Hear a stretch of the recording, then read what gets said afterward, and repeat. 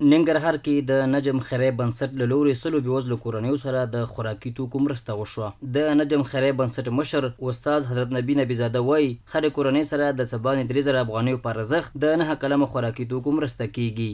دا خوراکي مرسته 100 کسانو ته یا 100 کورنیو ته ترتیب شوې ده چې هر پیکج کې 9 قلمه خوراکي مواد چې دی کې وړي، وریجې، لوبیا، دال، خرما، اتر، شاتو یا عسلو پورې شامل دي. دا یو مکمل د رمضان میاشتې لپاره یو خوراکي پیکج دی. په ورته وخت کې یو تن مرسته اخیستونکی محمد یاسین په ترلاسه شوې مرسته خوښ دی او له خیري بنسټونو د لا زیاتو مرستو غوښتنه کوي. دې ټولنه موږ ډېر مننه کوو، موږ سره مرسته وکړو. روژه دی، زموږ کور کې ډېر وړ ماشومان دي، کار روزګار زه نشم کولی، زموږ کور کې ډېر بوج دی.